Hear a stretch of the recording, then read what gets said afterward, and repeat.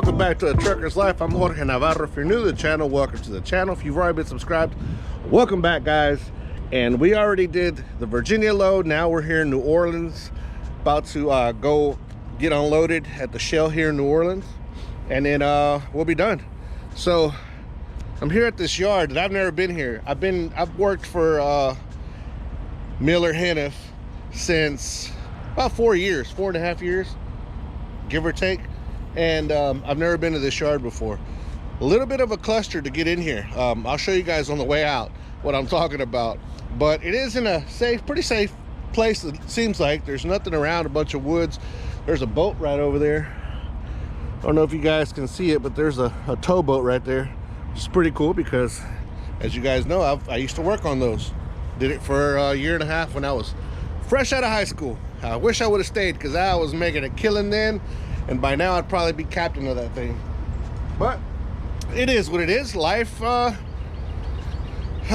gotta roll with the punches with life, and you gotta embrace what God's plan was for you. And if it wasn't to be there for me, then right now it's here with you guys.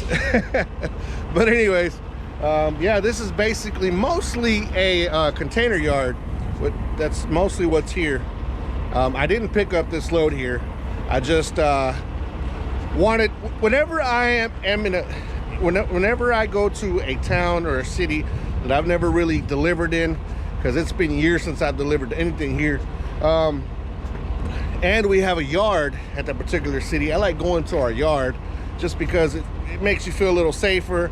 You got facilities to use here, restrooms and all that. Unfortunately here they locked all that up, so that wouldn't have helped me as far as that. But the rest of the facility was nicely lit up, cameras everywhere, and I just felt safe being here. It is a dirt lot, but whatever, doesn't matter as long as you're safe. And New Orleans has, you know, certain areas has a little bit of a sketchy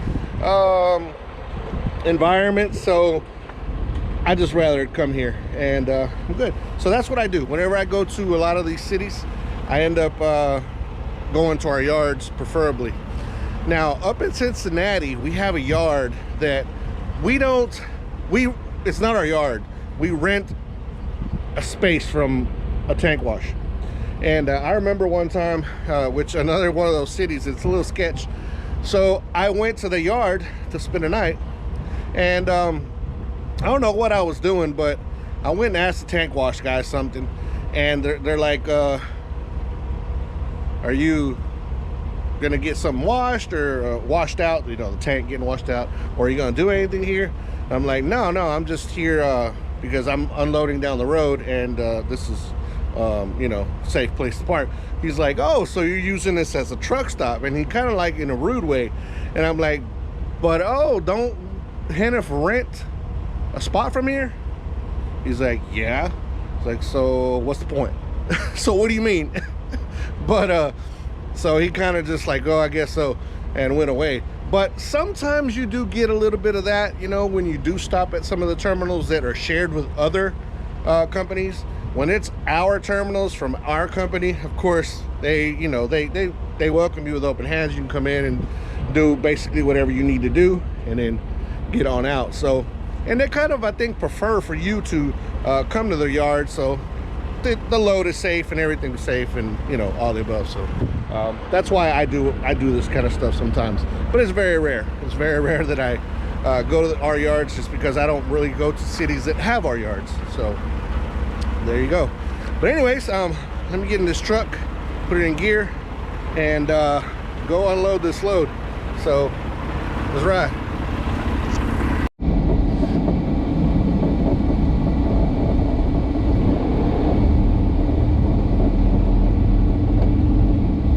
All right, we're leaving the yard here. This railroad track looks like nobody's gonna cross it in a long time, but we're gonna go ahead and stop because it's not exempt.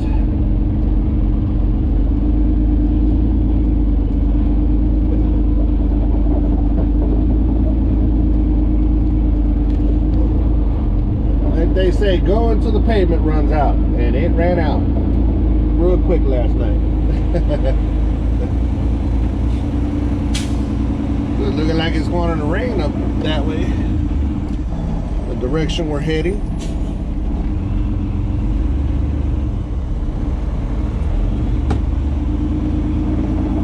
Yeah, it's pretty big yard though.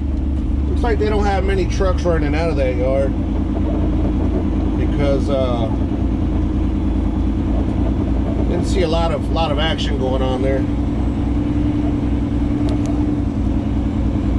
Everybody kind of staring at me as I'm going in and out, or as I'm going out, because I guess they've never seen the truck before, and I didn't really go inside, so I just like that guy said, use it as a truck stop.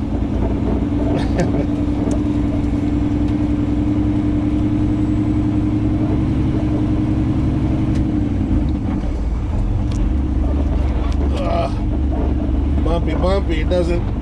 This GoPro, these GoPro 7s, man. When they came out, this was 2 models ago, 2 years ago. They really improved the stabilization on these GoPros from the 7. So the 9 is out now. Can you imagine how good the stabilization is on that? Because you guys can't even tell that I'm really going over some pretty big potholes, pretty big holes. That's how good these little cameras hold up to all the shaking and all the moving around. Pretty cool. Those little GoPros are my workhorses, man. I use these little GoPros, both of them, all the time. They're the ones who do most of the recording. And I think all the videos that I've done with the police interactions have all been with these GoPros. If I'm not mistaken, I'm for sure that's what I've used. But this one that I'm using right now has been kind of acting up lately, so it might be getting close to time to do a replacement, or to replace it with one of the newer ones, with the 9. But we'll see what happens. But yeah, it's been turning off, and big old bump. It's been turning off, and it like has a mind of its own. Like, it'll turn on its own, turn off on its own, and yeah. So it might be getting time to replace it. Let's not talk too loud, because I don't want to piss it off and not finish the video here that we're doing right now.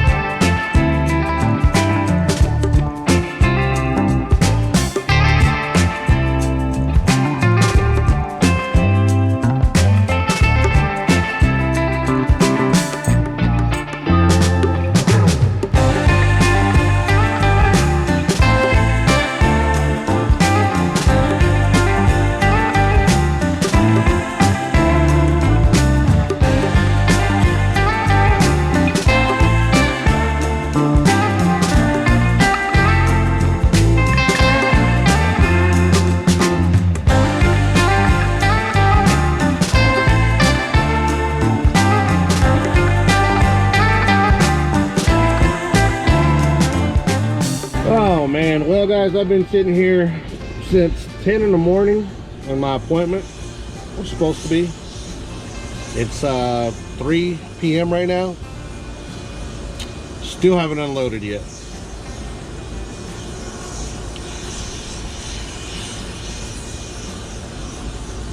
On rare occasions, this happens where you have to sit for a long time, where I have to sit for a long time. real rare though. Well, at least it is for me. I know some of you guys go through a lot more waiting, especially in the reefer game, the refrigerated. I know in the refrigerated game, I remember going to them cold storages and then it wasn't nothing to sit there 6-7 hours just to get a door. And then they unloaded you. You could sit a whole shift at a cold storage. But it seems like that might be the case for me today. And I'm trying to get home, be home for the weekend. And the issue is that I'm running out of hours for the week. So I do not want to do my reset here. Nope. As you can tell, I'm not a very happy camper right now. No, I'm lying, guys. I'm lying. I'm not lying about being here for a long time, but it's part of the game. Something you just have to understand if you want to be a truck driver. This is it, part of the game. Sometimes you win, sometimes you lose. The good thing is I'm getting paid hourly for sitting here, so plus the load, so it makes the load pay a little better. All in all, it should be okay. If I don't make it home today, I'll be think I'll have enough hours to get there after my 10-hour break tomorrow.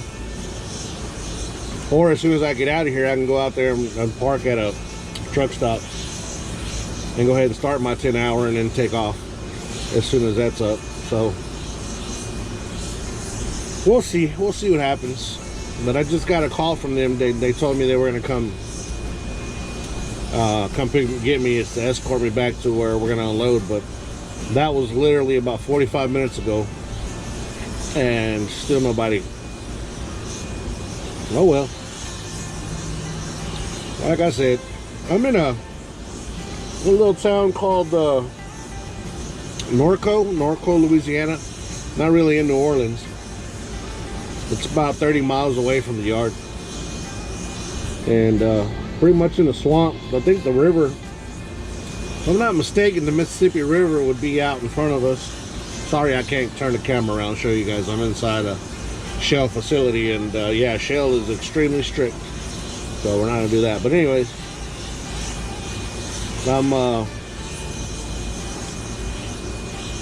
Mississippi River's that way. I-10 is behind me, a few miles back, and basically in the middle of the swamp. A bunch of swamp around here, as you guys may know. Louisiana, swampland, which is crazy because a lot of people associate Louisiana with swamp, and if I'm not mistaken, Florida has the biggest swamp in the United States, the Everglades. Man, when I used to run down there, I used to go and pick up plants down there in Homestead, Florida. And we pick up, there's so many huge nurseries down there where we used to go pick a lot of plants up, palm trees and just different types of plants. And I used to run all the way down. You know what highway is that? Let me look it up real quick. I used to run all the way down to the very bottom and run right through the swamp down there in the Everglades. And I remember there would be signs all over the place saying, don't get too close to the water. Don't let your pets get too close to the water. And I saw gators a few times. What's this road? 41? Yeah, 41.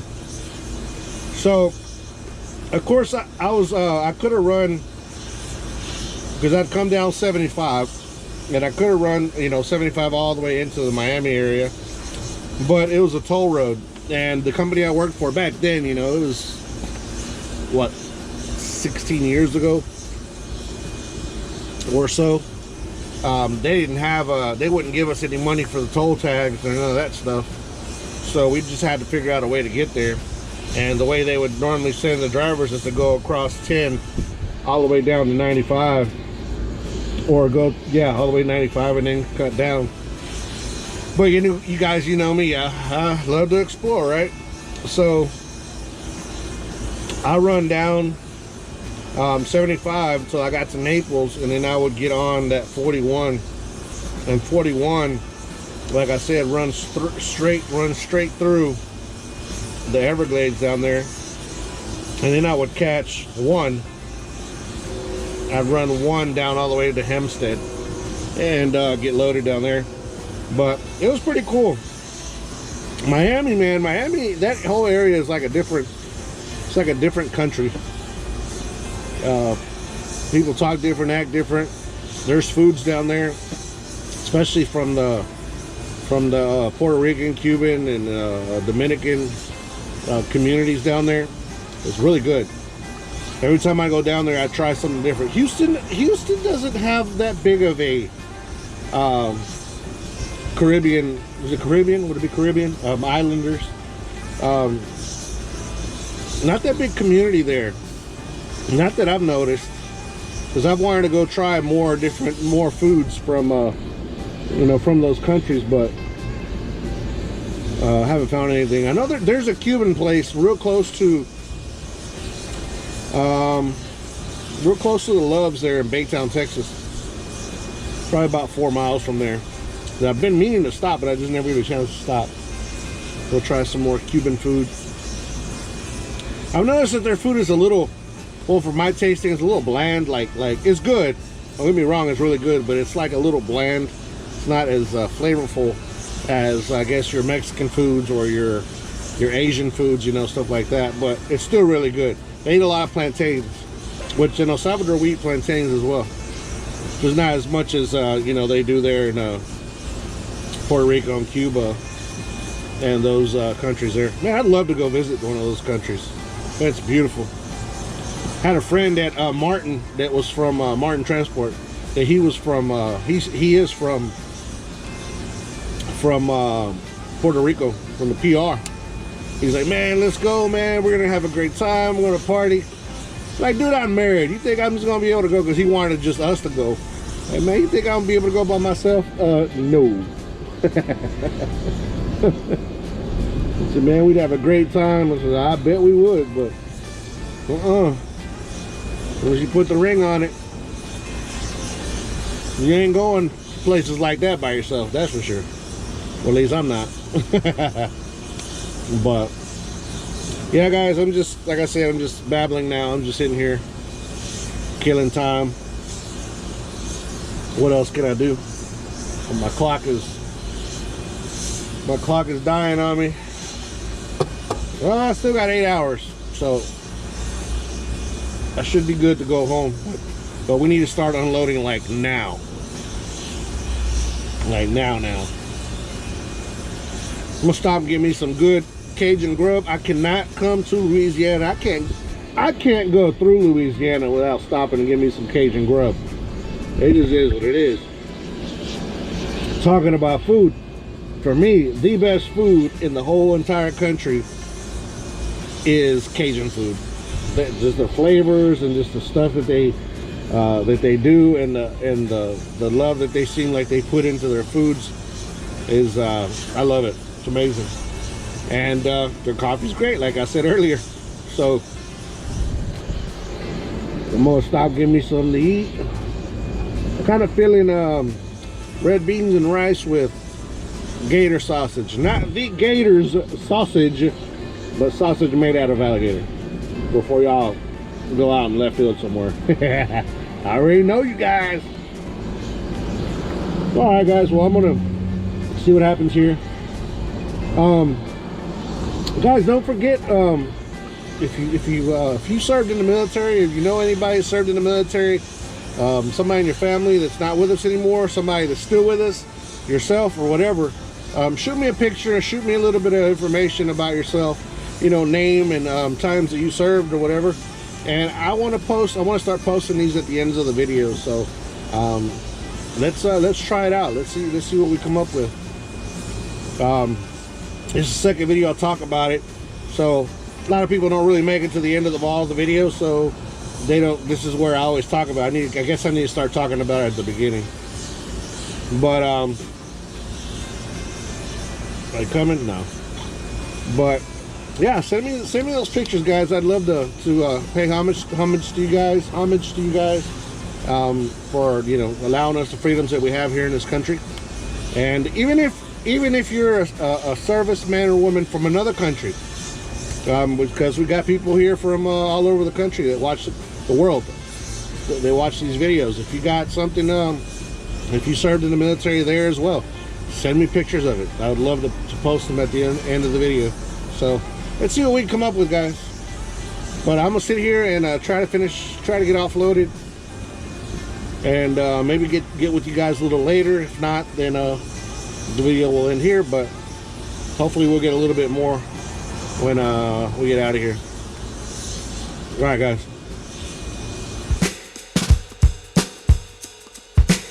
Well, guys, after 9 hours of waiting to unload, this is actually the following day.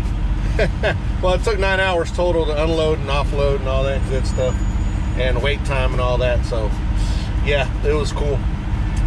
It was but I don't get upset though, because all that time that I was sitting there, I was making money. So why even get upset? So whatever. Oh man, somebody kind of messed up here in front of me right now. Turn y'all around. Somebody didn't check their pin or something. More than likely somebody's pin got pulled, and when they tried to move, that happened. Bad situation.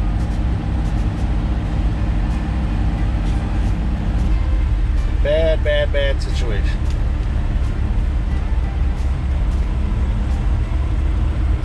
That's why you always check. You always do that little tug check every morning.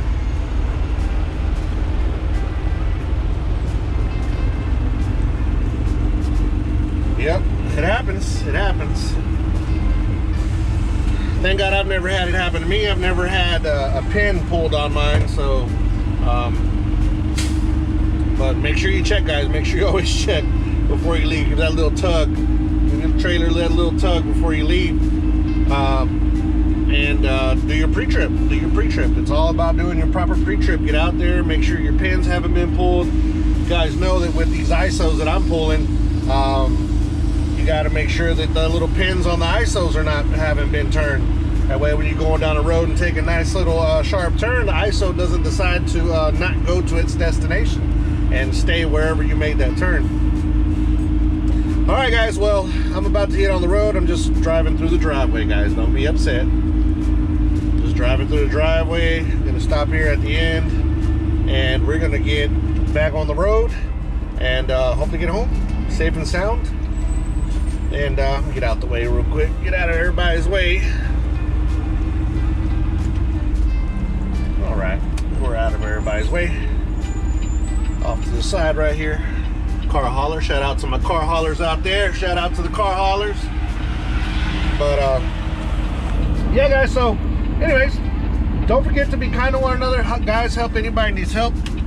Anybody contemplating suicide, 1-800-273-8255. Military men and women, blah blah blah. Why did I mess that up? Military men and women, thank you so much for your service, giving us freedoms to do what we do here in this wonderful country. See you guys on the next video. Peace.